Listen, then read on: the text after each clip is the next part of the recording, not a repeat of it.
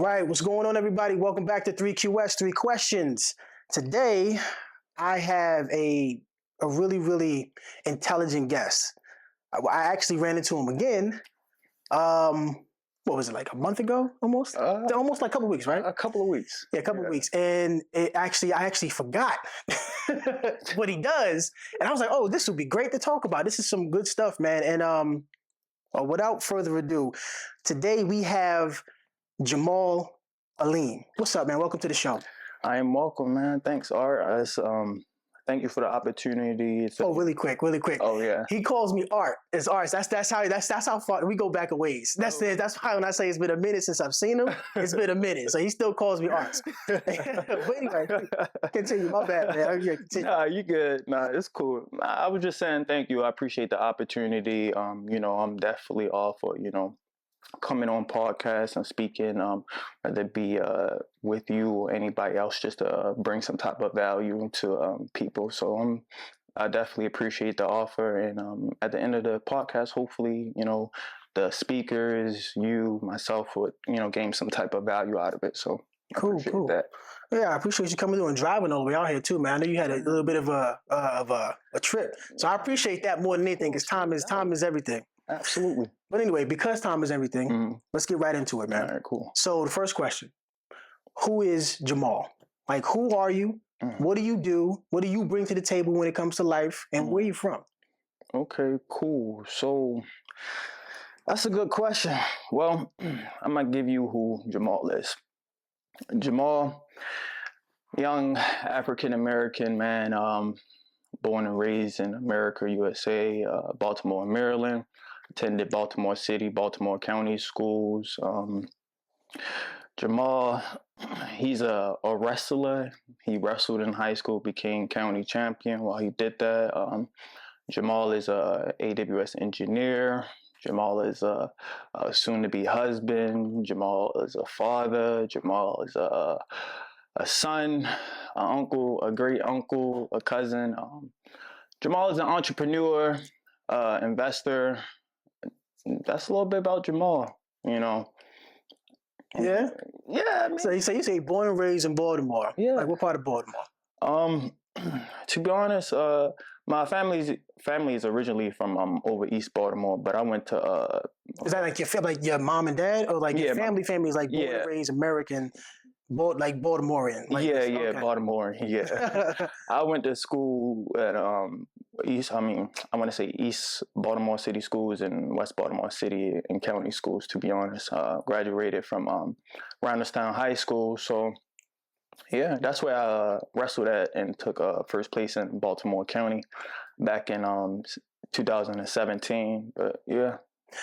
So that's where the physique comes from. Because I remember, when I met up with you before a while back, man, you was solid. He was solid. So I'm like, okay, he must work out. But now I understand wrestling. Yeah. That's a tough sport, man. Yeah. When I was in high school, they had a guy, the judge, not the judge, the coach, in order to be like considered for the team, I thought this was a bit extreme. You had to do like 3 to 5 handstand push-ups.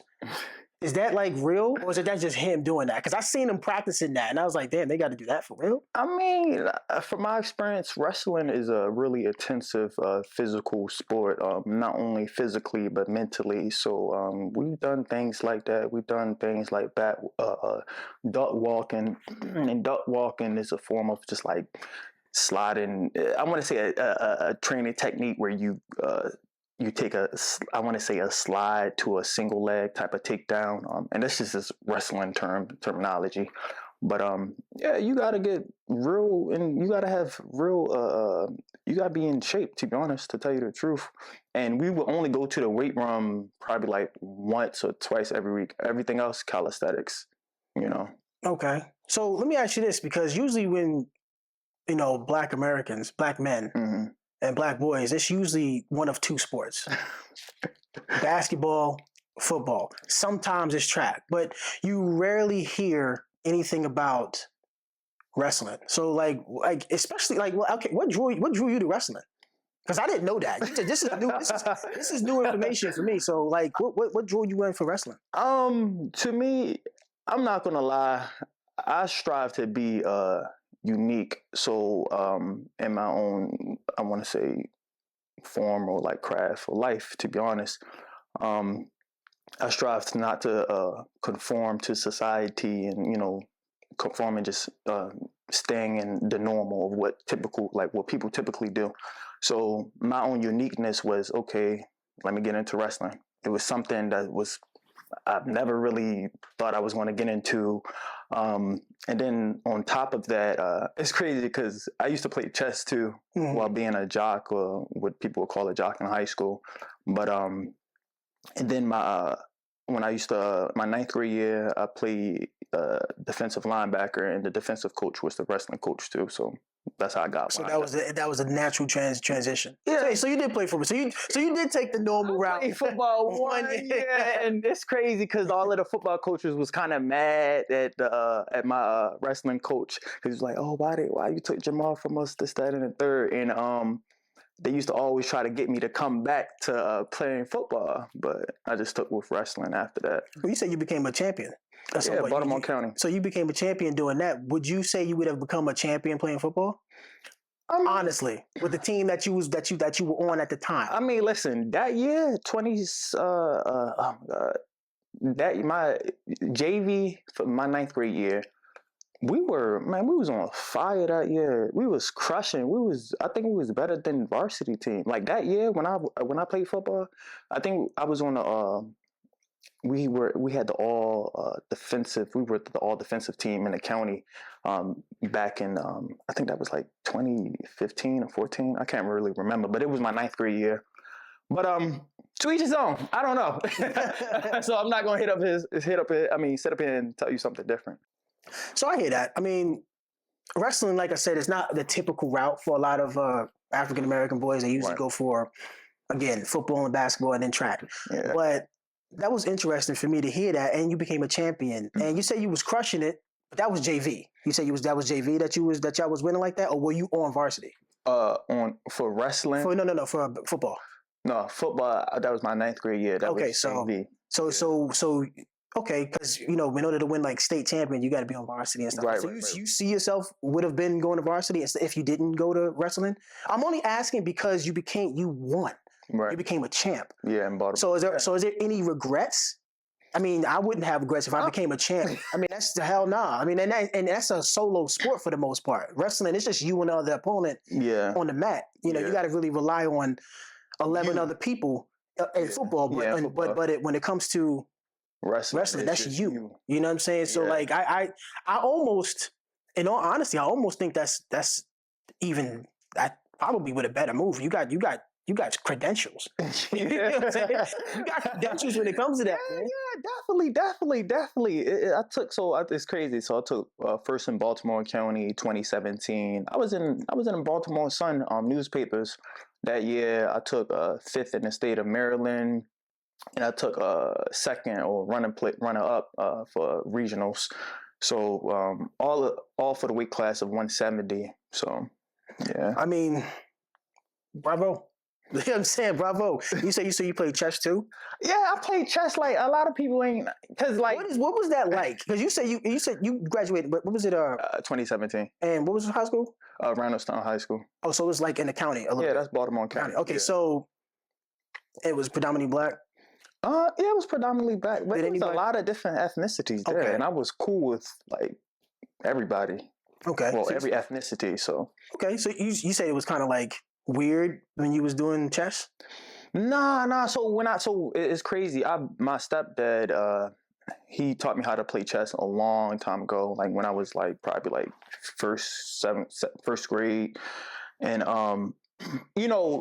I've always been an athletic type of person. So like I guess back then in my mind it was like, dang, should I know how to play chess? Or like, because I was a jock in high school. Like, to be honest, it's crazy that I'm using that word, but that's the only word I can think of at it makes sense. Yeah. So, and plus, like, I wasn't the best as far as my grades too, but every now and then, when I was in high school, I used to go to my science teacher class, and I think I met him while I forgot his name, but my science teacher, he was the chess I guess the chess organizer.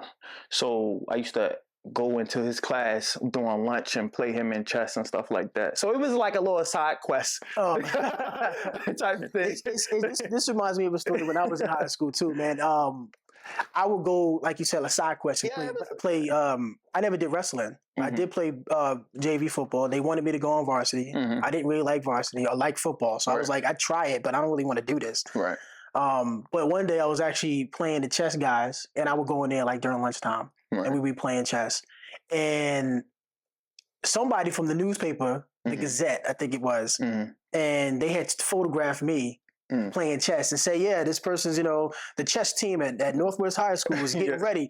I wasn't on the team at all. I wasn't on the team. I was just happy to be there at the time when this guy came in and was taking photos. And I thought it was hilarious. They found my uncle found me in the paper because he used to read the paper a lot. I said, yo, you read the paper? I said, for what? But that's, I thought that was funny, man, that you brought that up. Yeah, absolutely. So you wrestle, you play football, you play chess. I want to ask. I'm going to get into question 2 because I don't want to beat the dead horse. I think we got that. You was a jock who had a brain, who knew how to play chess. You went to school with a bunch of ethnicities. You was the cool guy. You was cool with everybody, stuff like that. You stayed out of trouble. Yeah. So you good money. You know what I'm saying? Especially in the area. Let's keep it a buck. It's very easy to get in trouble around that way. But I will say before we go to the next question is that when I graduated, like I said, I wasn't really into my studies, so I didn't really apply myself till like after high school, to be honest. So I barely graduated with a 2.0 or less, to be honest with you. So, but that was the type of person I was back then. But you called yourself an entrepreneur, though. You realize that a lot of entrepreneurs are C students. Yeah, that's a real thing, man. Even like some of the billionaires right now dropped out of college. They went to college, yes, but they dropped out and never finished, and then made billion-dollar companies, and now they have the A students working for them. Yeah. So it's like, is it a bad thing? Is it not a bad thing? Is it just we're gonna let your the audience past? What I'm saying? It can go either way. You know what I mean? So before we go to question 2, speaking about, being, you said you graduated 2.0, but C students tend to be the people who run companies. What's on the top of your head right now? Oh, this is my company, my business that I just started earlier this year, MFL, which stands for More From Life. Currently have 2 businesses. One of them is for moving and hauling, commercial and residential. It's local within the DMV area, of course. And my other business is MFL Landscaping. Yeah. So you do a lot of physical work. You must come home tired. Hey, I'm still young. I'm only 26. And I believe in the saying of use it before you lose it. So I'm using my youth right now. Eventually my plan is to scale so I don't always have to be on job sites. Yeah. But yeah, that's my plan. I have a younger brother right now. He's doing like trucking. And I be trying to get him to, you got to hire people, man. You can't scale yourself. Right. But he's one of those like hands-on. Right. I mean, I get it, but like you said, use it, your youth, he's younger than me. So it's like I guess he can go for a little bit longer, but at the same time, you got to think about, like you just said, scaling it up because I don't know too many millionaires that are just by themselves. Right. So, you know what I mean? So, but going into question 2, man, and it kind of goes into like, you said, so after high school, did you go to college? I went to college 1 semester, then I dropped out. Okay. So when I first became aware of you, right, you were talking about entrepreneurship. You were talking about finances. Yeah. And you did a few videos too. I still got them on my IG. Yes. So you was talking about that. And what I want to ask you is this: what draws you to finance? Because when people, when they talk about money, it's not on the basic stuff. But you wasn't talking about the basic stuff. You know what I'm saying? I wouldn't say you were like a high level PhD finance economist, but you were talking about stuff that typically at the time, because you said you're 26 now, before you, that was like a minute ago. Yeah, it had like, been like 3-4 years ago. Right. So now probably more than that. Probably, yeah, probably like six. Probably like 6 years. Why Yeah, it's been that long? That's crazy. It's been that long, man. So I want to know what was drawing you to that. Because I'm hearing some of your stories now off camera that we've talked to, that we've been talking about. This man got some stuff going on, man. Yeah. So like, I want to know like what drew you to that. To be honest with you, I've always liked nice things, especially when I was younger. But I knew that, you know, my family, like, to be honest with you, like, they've been in the streets and things like that. And I come from blood that's like hustler blood. You get what I'm saying? So, and I knew I didn't really want to be a part of the streets, so I'm about to get a job. So I got a job. I think I started really working when I was like 14. But I like nice things, and I know with nice things, you know, I'm not trying to do nothing illegal, so I'm gonna get a job and start working for those nice things. My original thought process while I was in high school. After I graduated from high school, went to college for only one semester. Shortly after, you know, I'm Muslim. I got married. Currently, I'm not married anymore, unfortunately, but I got married, and that's when I had my daughter. So I guess in a pause. Y'all heard what he just said? He got married and he had his daughter. Yeah. So he did it. So there's that right there is a different. That right there is different. You know, like typically that don't work like that. Yeah. You have your kids and then you try to get married 15 years later. But you got married first and then had your kid. Yeah, absolutely. So like you did it the right way. It's unfortunate that it didn't work out. Right. But y'all heard that? Like this, I'm messing with this dude. I didn't know that neither. Yeah. So like, listen, man. So like, yeah, I'm sorry to cut you off. I just had to say that, man. So go ahead, keep going. So to keep it, you know, that's 100, whatever. So I just got more serious. I don't know if it was, and I started, and I guess this goes into my IT career a little bit, but let's just focus on the finance part. With the finance part, I think it's just something that clicked in my brain, to be honest. Like I said, I'm Muslim, so I'm very like I'm a believer, you know, in the oneness of God and the Creator. So I would always say to people, or just, you know, in general, that, you know, God just flipped the switch in my brain to like get focused or get real serious into like finances. Because at the end of the day, like, I like nice things too, but at the time I was married, I want my wife to have nice things, and I also want my kid to have nice things. And I understand at the time where I was at that, man, I already know this is going to be a journey. I'm going to have to work hard for everything that I want. I don't want to put this burden on my kids. I don't want to put this burden on my kids' kids, et cetera, et cetera. So now I'm starting to really educate myself in financial literacy and being financial literate. I started reading books, and like I said, I started figuring out a strategy to get in a career where I can earn a lot of money in a short amount of time, but without going to school and getting a degree. And then IT was my path, which also helped finance my I said, right, currently, let's say my business ideas or my investments now. So generational wealth at the end of the day, you know. So what books did you read? That kind of, because that helps out. You can get the switch, but you still need to get, you know, the tools necessary. Yeah, so what book did you read? Tools, absolutely. So it's this one book that I used to always read.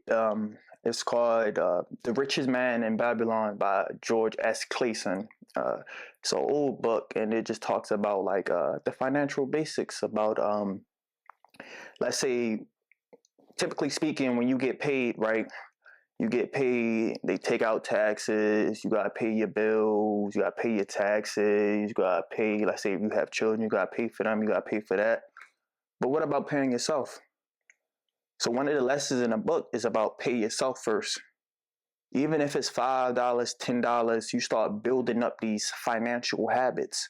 And once you build up these small financial habits, you develop that muscle memory. So now you can incorporate larger finances into your savings or 401k, Roth IRA, all of these different things. But that book I will always suggest people to start off with, and then after that, just to get the basics done. I mean, the basics right about paying yourself first. Then another book called Think and Grow Rich by Napoleon Hill. That's a great book.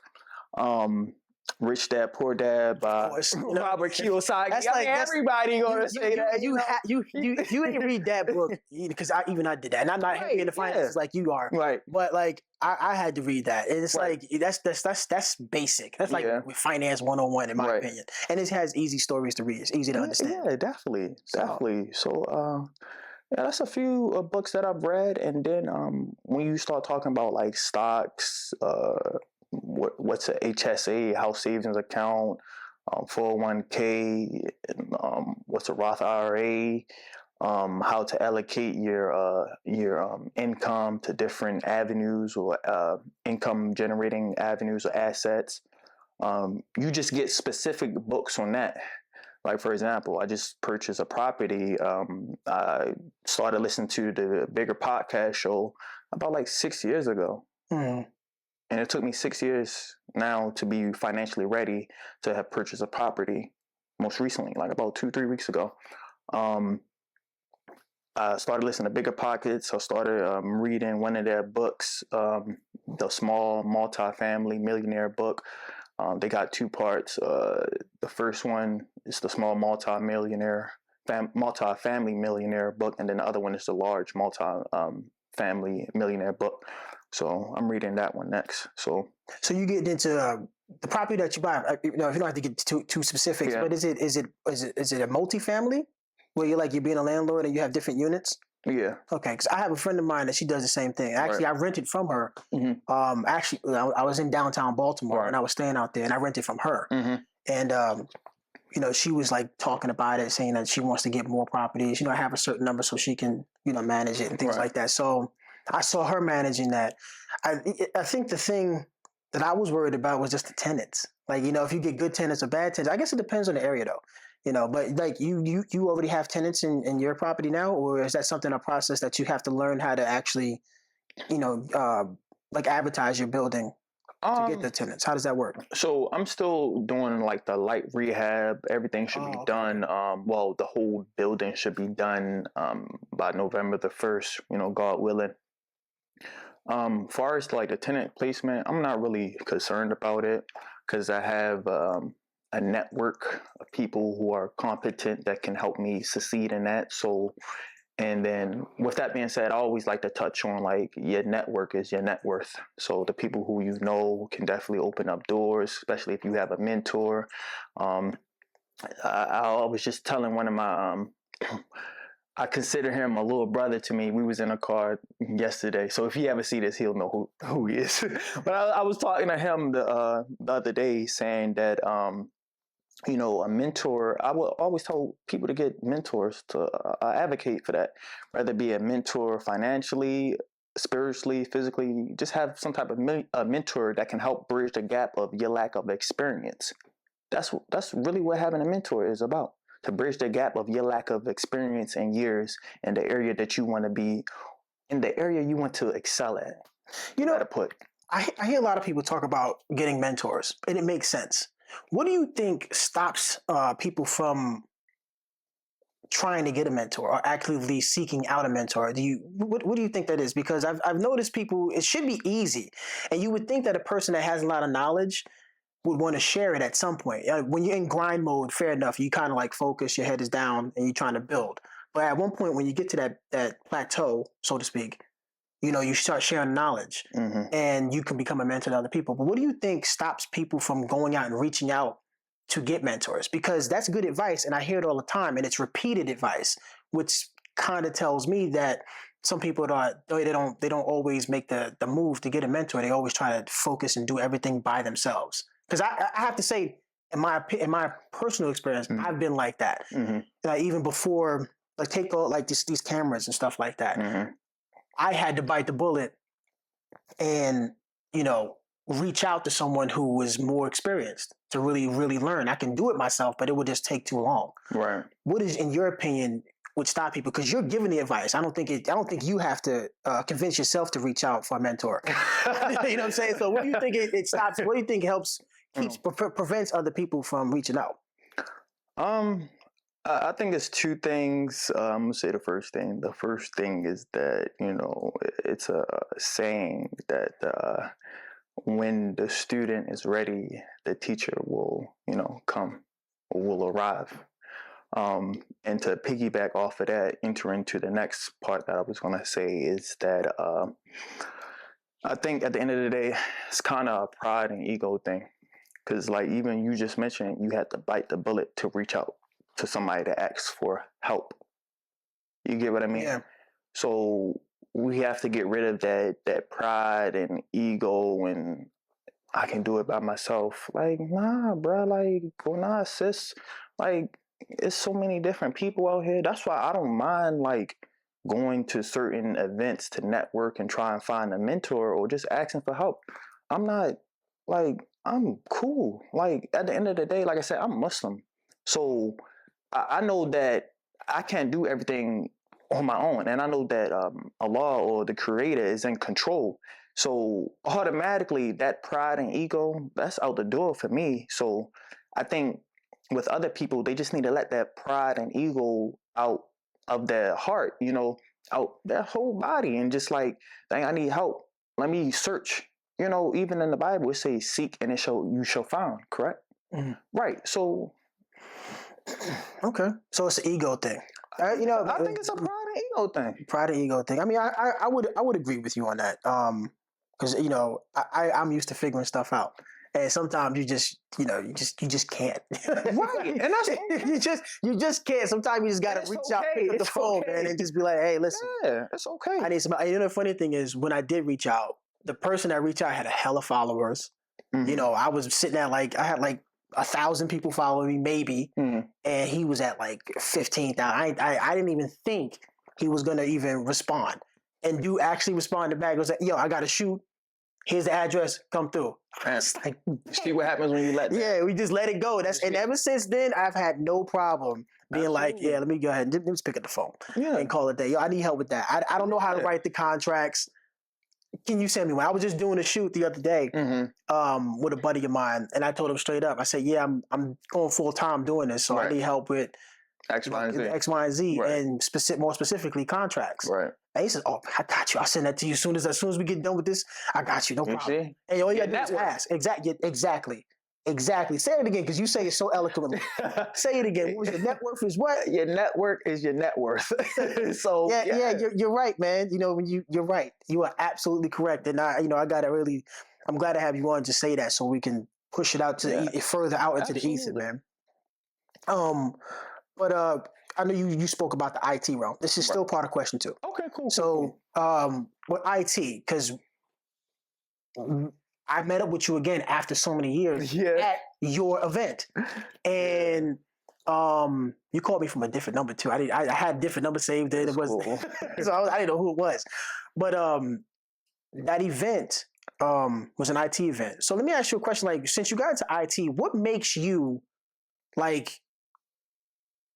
well, I would say you're not really a gatekeeper, because you are always trying to share information, especially that and who you had talking that day. The speakers, they had hella information. So, absolutely, going back to your network is your net worth. Yeah. What drives you to bring that, to go into that realm and then share the knowledge that you're coming up with and the people that you meet. Because like I said, them people were informative. I was holding the camera like, yo, I almost forgot to hit the button because I was paying attention. So what got you into that? So I'm in the business of showing people what's possible, especially if they have the right opportunity and the right knowledge and know-how, So with that being said, it's just like, I believe in each one, teach one. And I believe in every knowledge, and I pretty much always say this, like the person who I am and becoming and what I have and don't have is all from, the creator. So it's not really mine at all. So I'm gonna just give out what's not even mine, and it's actually from the creator. So that's how I always look at it, and I like bringing value to people. I like it's crazy. One of the keynote speakers that was at the event, I met him about like a year ago, right before he graduated from Frostburg University for us, right? Mm-hmm. And we get to talking because he Muslim. I was at an iftar, during Ramadan. We eat and stuff like that after we break fast, and we get to talking and everything. I'm telling him who I am, where I'm from, et cetera, and he pretty much told me, he asked me I should like speak at Frostburg University about breaking into tech. Cool, I did that. So after I did that, he, it's like I planted a seed in him to the point where now he started his own nonprofit, to the point where he can speak at an event with me or be one of the keynote speakers. So I gave him that value, but I showed him that possibility that, bruh, if I can do it, you can do it. And I always tell people about getting into IT. Like, I don't have no degree. I graduated from high school with less than a 2.0 or 2.0, and now I'm a senior engineer. You get what I mean? Like, I used to work for AWS. I have a bunch of certifications. So that's why I always, it's about bringing value to others. Right. Speaking of value, do you think college is still valuable or certifications? So, because what you just said, you're engineer right now. Mm-hmm. With no college, you just got certifications. You Right. almost damn near self-taught. I mean, I'm sure you went to classes and stuff like that, but you had to get the books, you had to have the motivation and do all of that.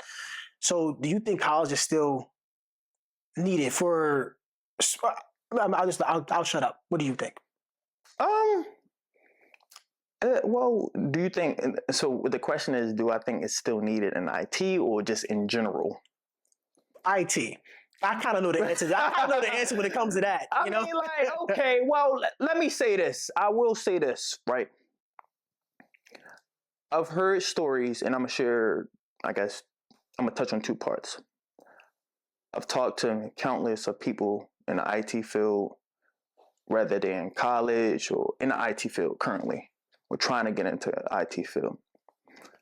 And the same story that I always hear is that, I have this computer science degree. Nobody want to hire me. Or while I was studying in school, in college, getting this computer science degree, my teacher or professor didn't really teach me anything. I really had to learn it on my own.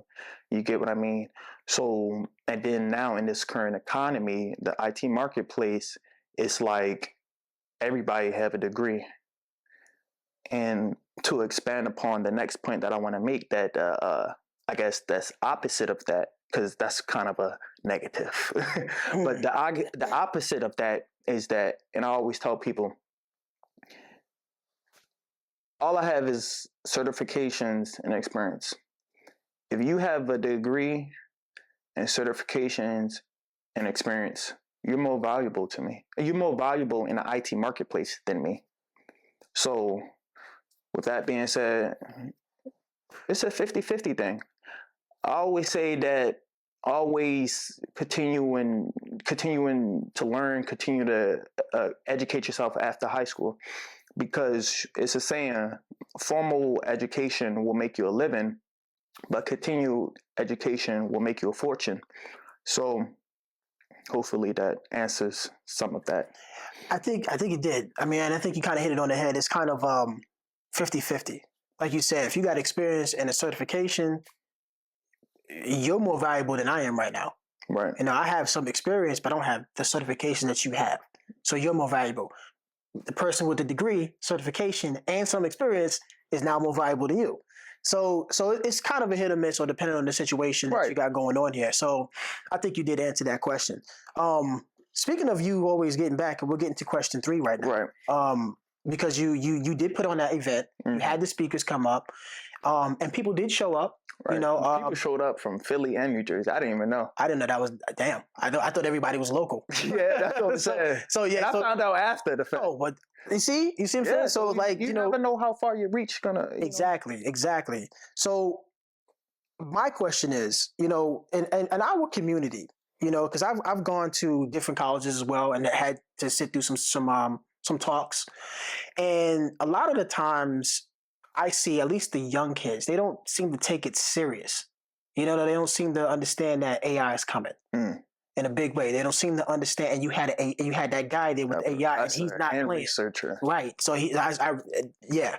So I see that a lot in our community, and I foreshadowed this when I was talking about football and basketball. A lot of the male youth seem to always focus on that or entertainment.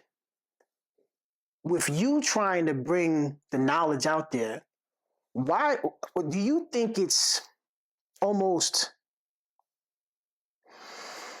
I'm trying to find the right words. Do you think it's almost like a what's the point type of situation? Like, why do it if people don't take it seriously or don't seem to search it out? But when you put that event on, it kind of like that event showed that there are people that are interested. But I guess when I go to some of these colleges and I do my work, I don't see them taking that serious. Why do you think it's like that? And what makes you motivated to still try to reach out and still try to give the knowledge anyway? Well, I guess to answer both of them questions, it's kind of two. The first one, I want to say they don't know, or someone relatable to them haven't emphasized the importance to learning to them.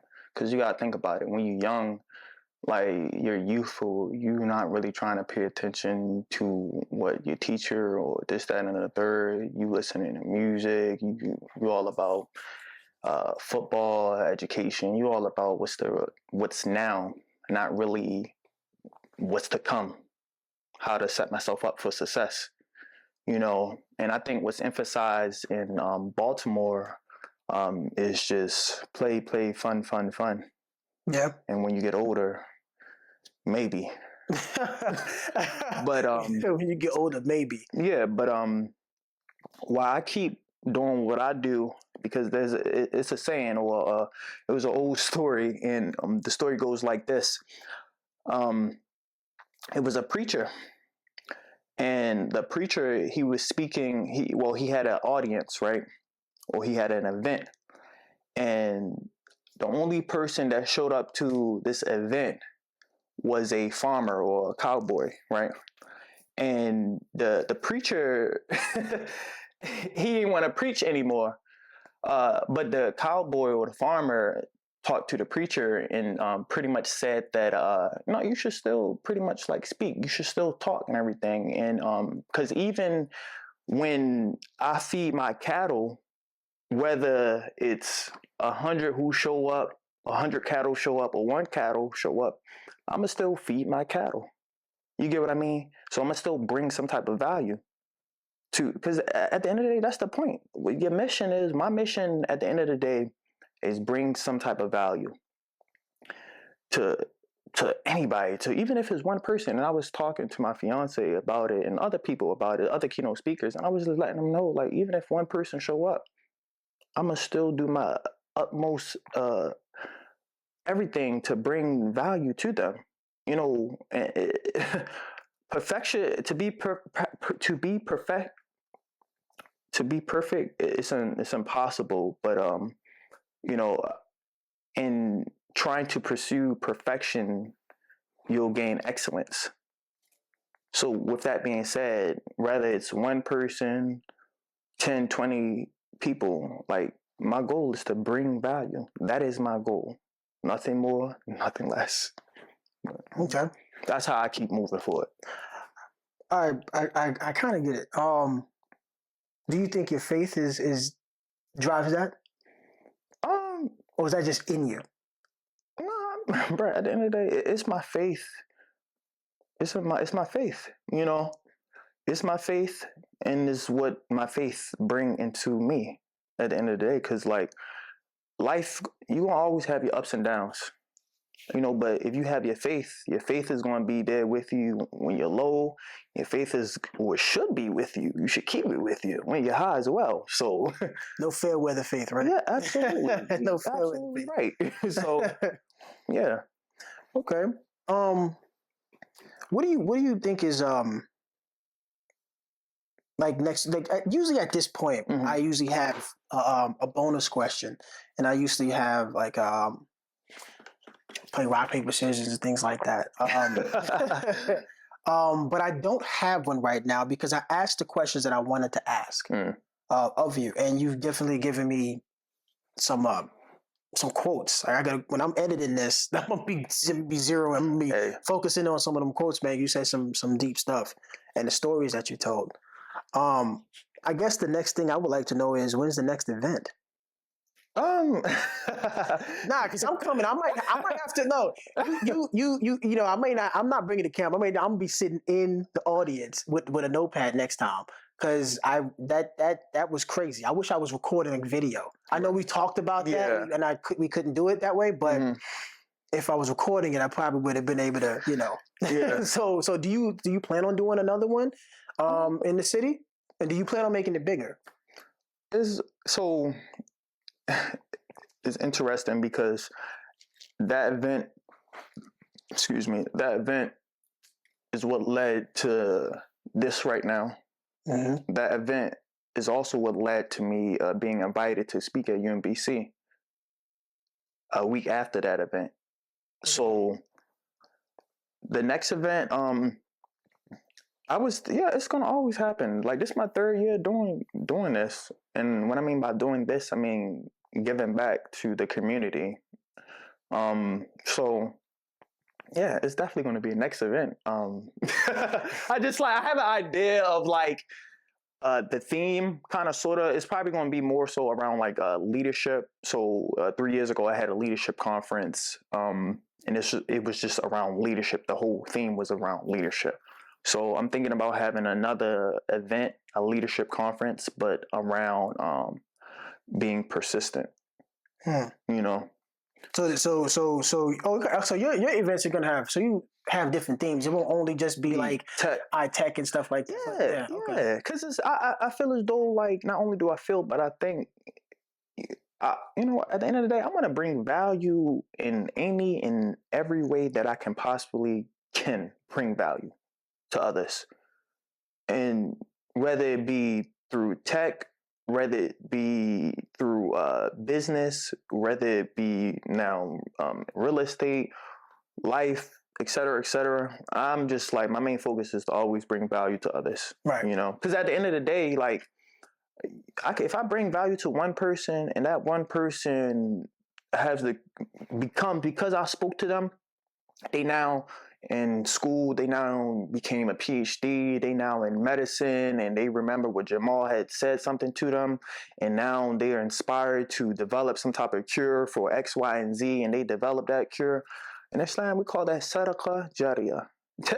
That pretty much mean like when you do one thing and it brings others with something like good fortune. Like for example, when you plant a tree, an apple tree, and now you have animals coming and grabbing like food from that apple tree. So now you blessing animals, other people, et cetera, et cetera. So like, So you're cool with planting the tree and you don't really mind if you sit under the shade.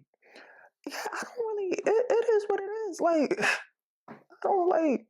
I mean, because at the end of the day, it's like when I speak or host these events and be on a podcast and stuff like that. Ultimately, I look at it as like, God or the Creator.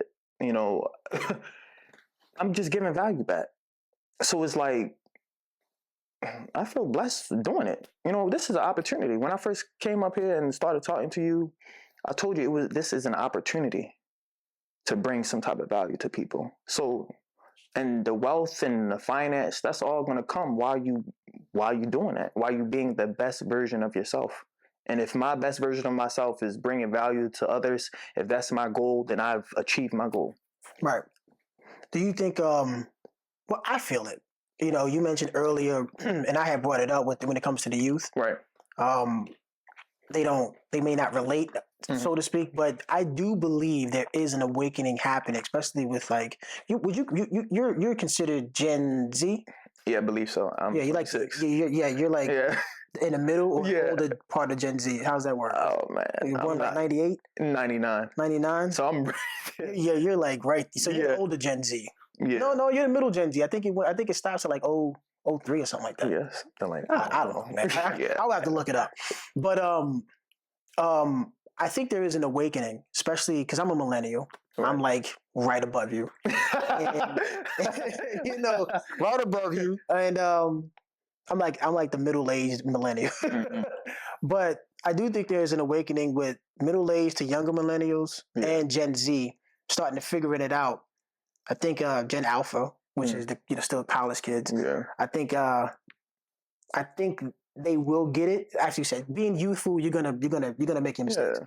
But I do think that our generations are actually, there is an awakening happening. Right. There is more financial talk happening. There's people like yourself creating those events. If you didn't do it, if you didn't have the mindset that you have as far as like giving back, not gatekeeping, that wouldn't have happened. Absolutely. This wouldn't be happening. We wouldn't be talking right now. I was saying. You know, so, and the other opportunities that you, like you said, I forget how you said it. What was it was Islamic that you, what you? Oh, I was saying Sadaqah Jariyah is basically like when you, let's say if you plant an apple tree, and with that apple tree, now you're able to provide for others. And because you planted that one seed and it's providing for others, you get those blessings. Okay. For each person or each animal that plucked from that tree. Okay. So that just goes in what I was saying. A lot of this stuff wouldn't have happened. You see what I'm saying? So I do think there's an awakening happening. It's a little slow, but it is happening regardless. The first step. You know, let's say you take one step towards God, He take 2 steps towards you. Absolutely. So I think the steps are being taken. Right. So it's not as much doom and gloom out there. Right. It's a lot more positivity happening right now. But in the interest of time, I wish we did have a little bit more. But it is what it is. This ain't going to be the only one that we do. I do look forward to seeing more success that you cultivate. And we're going to talk about that in the future. Okay, absolutely. You know? Ladies and gentlemen, Jamaal Aleem. I said that right? Aleem? Yeah, right? That's cool. So yeah, man, I appreciate you coming through, man. Of course. No Thanks, doubt. Man. You know what I'm saying? Absolutely. And again, we will revisit this and this was dope. I actually like this conversation. Okay, cool. But anyway, until the next one, this has been 3QS with your boy Von Walker on Mr. Aleem's case, arts. So, yeah, another episode down. We good to go. And until the next one, deuces.